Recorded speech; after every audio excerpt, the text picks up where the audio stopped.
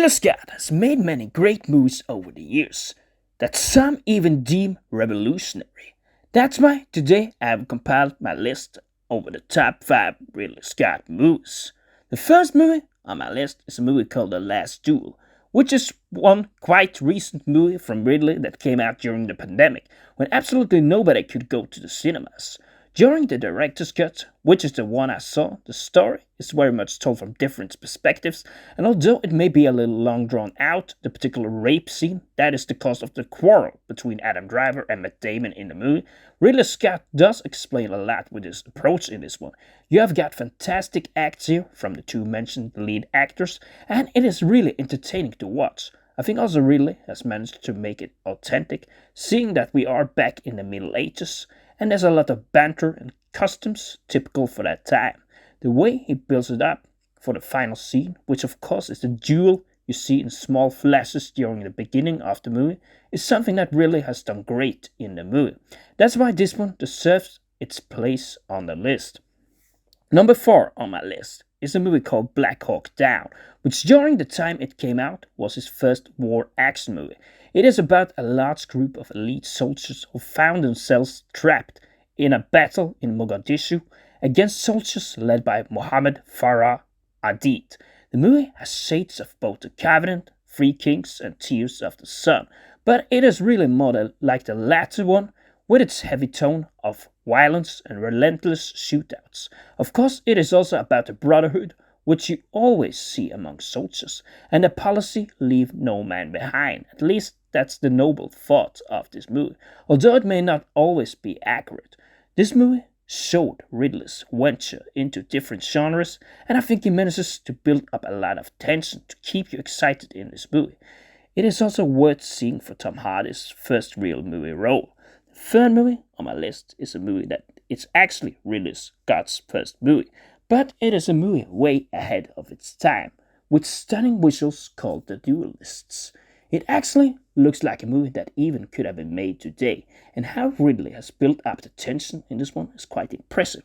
You will see shades of this approach in his later movies, but here it was the first time he used it to make this tension mood that accurately describes this movie.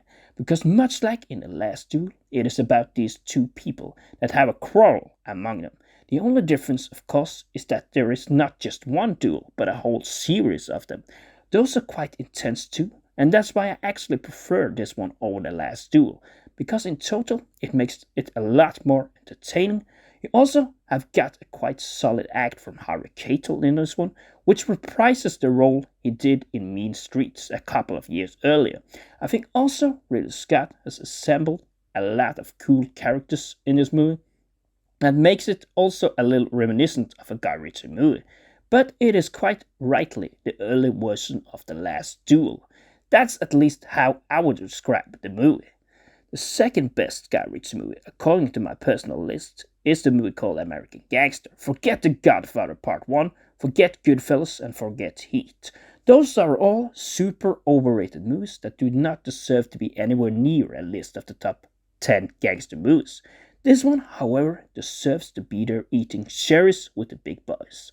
In American Gangster, you see brutality, what it means to be a gangster, and how fortune can make you a highly respected and rich fella in a dangerous world, which is exactly what happens when Denzel Washington's character in the movie, Frank Lucas, who takes over for Bumpy Johnson as a drug kingpin. The act done here by Denzel is also almost worth an 8 out of 10 alone, but the act from Russell Crowe and the chemistry these actors had on set, it simply gives the movie the upper edge it needs to entertain you to the fullest.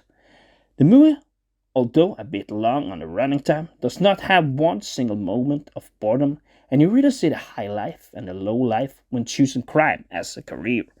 The top dog on my list is the newest Napoleon movie. Yes, some may see that as a crazy idea, but this one was a movie that actually entertained me so much I have it right alongside Oppenheimer for the best movie of the year, because it has great visuals and the battle scenes that are easy to immerse yourself into, great acts from Joaquin Phoenix as Napoleon. I really like the way he plays him as this high on himself crazy kind of guy that never really knows when to give in.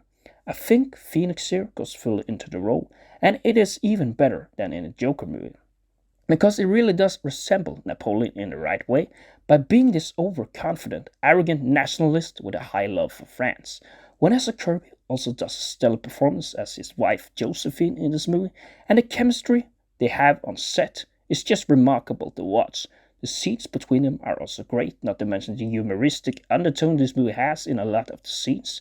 But the best parts are obviously the battle scenes, which are stunning, and maybe one of the best ones I have ever seen, with these cannons in the snow, explosions, and riveting man-to-man combat fights.